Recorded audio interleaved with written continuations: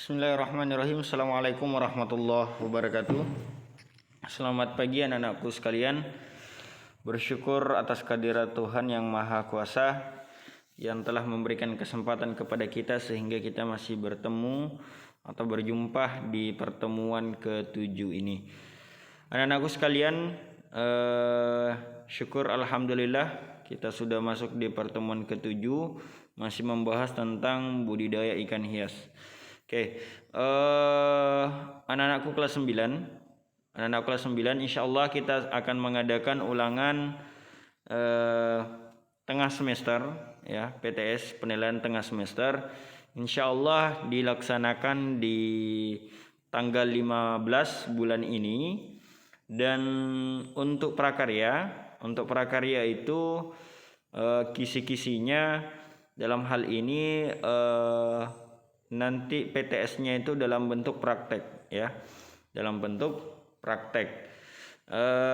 Dan untuk catatan hari ini, karena kemarin kita sudah mencatat tentang wadah budidaya ikan hias.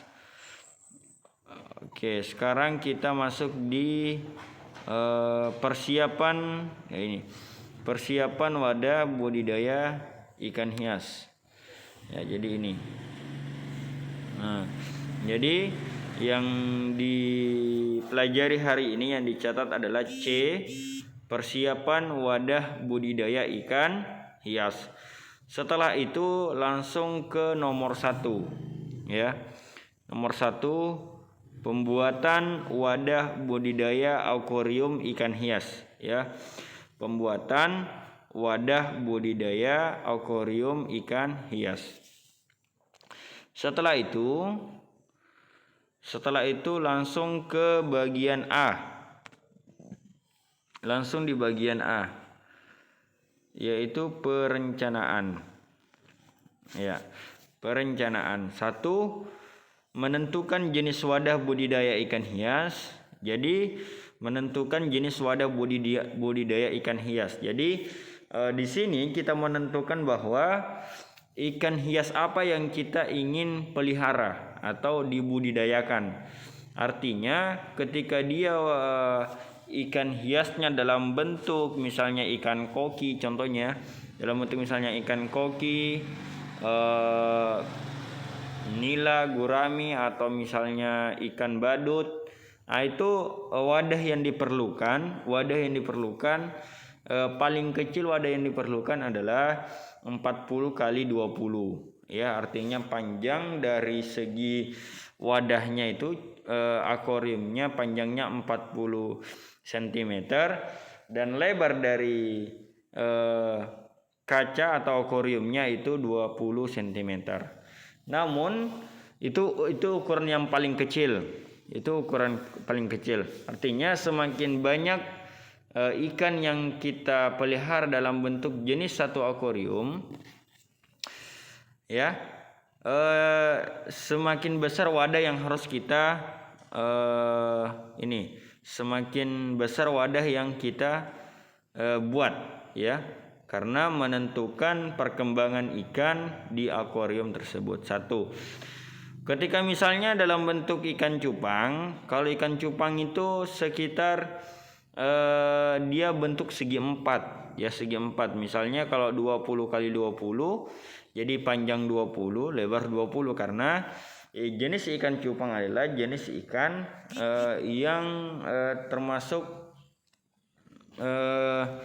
kanibal, ya, sering berkelahi ketika dia disatukan dalam satu jenis. Nah, namun kalau misalnya ikan lainnya seperti ikan koki, ikan badut, itu kalau disatukan tidak jadi masalah, ya. Namun kalau ikan cupang harus wadahnya dia terpisah dalam satu jenis ikan cupang. Terus kedua, membuat desain dan konstruksi wadah budidaya ikan hias, ya, membuat desain. Jadi keinginan kita seperti apa, maukah dari bentuk segitiga, segi 4, apakah dalam bentuk segi panjang, tergantung dari kreatif kita sebagai membudidayakan atau membuat wadah yang akan kita buat. Terus yang ketiga, menyusun kebutuhan alat, menyusun kebutuhan alat dan bahan disesuaikan dengan ukuran akuarium yang akan dibuat. Artinya menyusun kebutuhan, artinya di sini adalah dalam bentuk saringan airnya, pengompa airnya. Terus kedua, mesin dari oksigen yang ada pada saat nanti di akuarium, ya, oksigen yang ada di akuarium. Jadi menentukan kreatif dari kita sendiri. Terus yang keempat, menyusun jadwal pembuatan wadah budidaya. Artinya menyusun wadah budidaya, menentukan pada hari itu, misalnya kita jadwalnya pagi saya akan buat ini. Jadi dipersiapkan semua alat-alat atau bahan yang digunakan dalam pembuatan akuarium. Jadi menyusun schedule, ya, perencanaannya dalam pembuatan wadah budidaya akuarium dari kaca. Selanjutnya yang kelima, menentukan tugas tiap individu, ya, menentukan tugas tiap individu. Untuk nomor 5 ini tidak usah dicatat, tidak usah dibuat akuariumnya. Ketika misalnya kalian buat setengah mati, kalau di daerah kita ini mencari sebuah kaca, jadi tidak usah, cukup mengamati yang ada di akuarium di rumahnya atau di sekitar rumahnya. Anak-anakku sekalian, setelah dalam bentuk perencanaan, jadi ini tadi ditulis secara keseluruhan 1 sampai 5, ya. Nah, yang ini 1 sampai 5. Terus kedua adalah dalam bentuk persiapan bahan dan alat, ya, persiapan bahan dan alat. Apa yang dipersiapkan? Nah, jadi di sini ada ABC.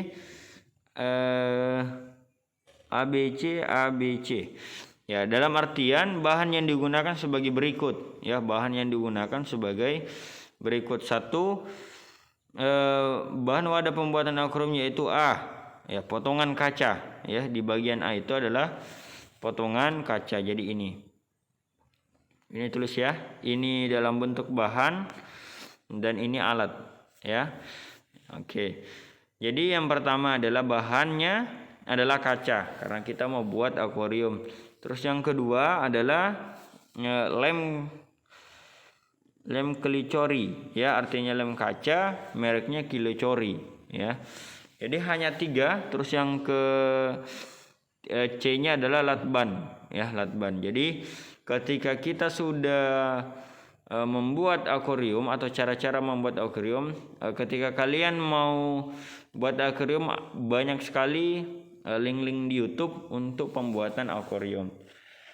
Terus selanjutnya alat yang digunakan yaitu cutter. Terus kedua pemotong kaca. Terus yang ke C adalah tembakan lem kaca, ya. Jadi alat dalam pembentukan lem kaca itu ditulis persiapan dan bahan alat yang digunakan dalam pembuatan akuarium. Setelah itu,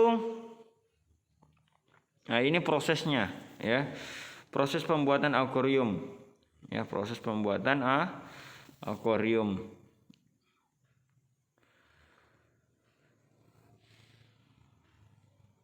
Untuk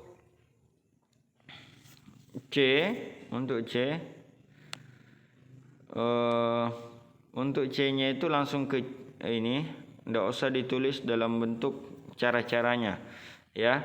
C, proses pembuatan akuarium. 1, memotong kaca, ya, memotong kaca, poin-poinnya aja. Ini penjelasannya tidak usah ditulis karena terlalu panjang. Cukup dibaca saja, ya, cukup dibaca saja. Oh, ternyata begini cara-cara pembuatan akuarium. Setelah memotong kaca, nomor 2, merakit akuarium, ya, merakit akuarium. Nah, ini nomor 2, merakit akuarium. Artinya memotong kaca itu menyesuaikan keinginan kita bentuk dari akuariumnya. Kalau dia dari bentuk segi panjang, ya, gampang-gampang saja. Ketika misalnya dalam bentuk model segitiga, karena kalau misalnya kita mau simpan di sisi samping sisi ininya, sisi rumah, siku sisinya rumah, nah, berarti dia dalam bentuk segitiga. Tapi kalau misalnya dalam bentuk memanjang, berarti dalam bentuk persegi panjang. Selanjutnya,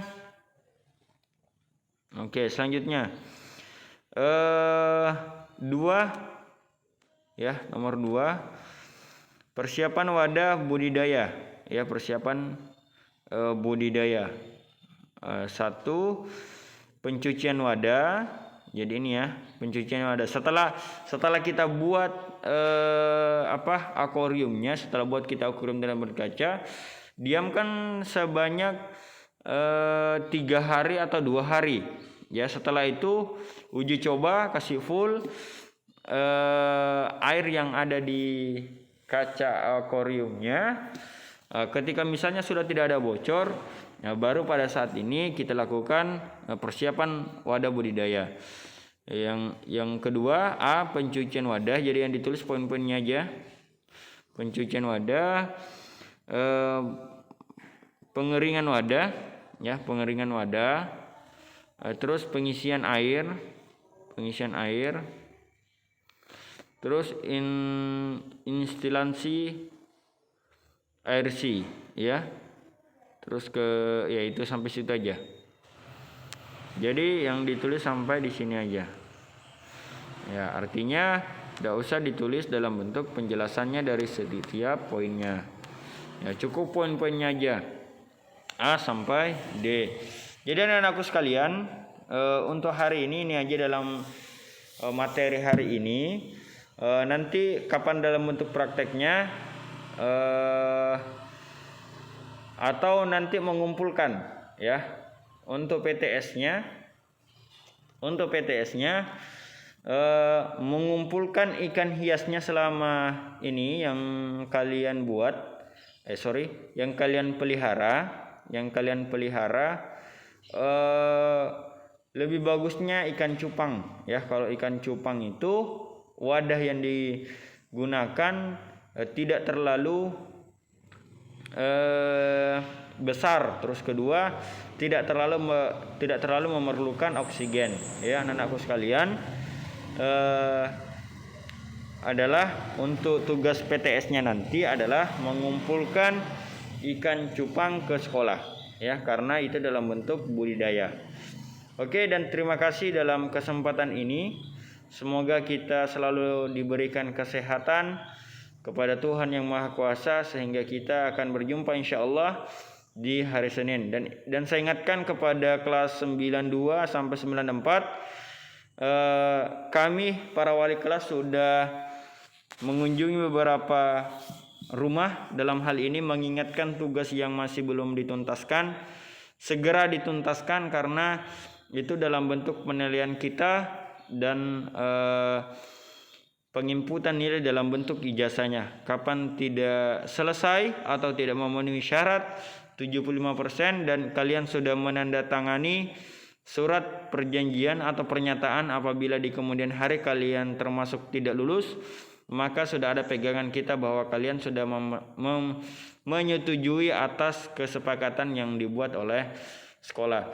Terima kasih atas kesempatannya. Assalamualaikum warahmatullahi wabarakatuh. Selamat pagi.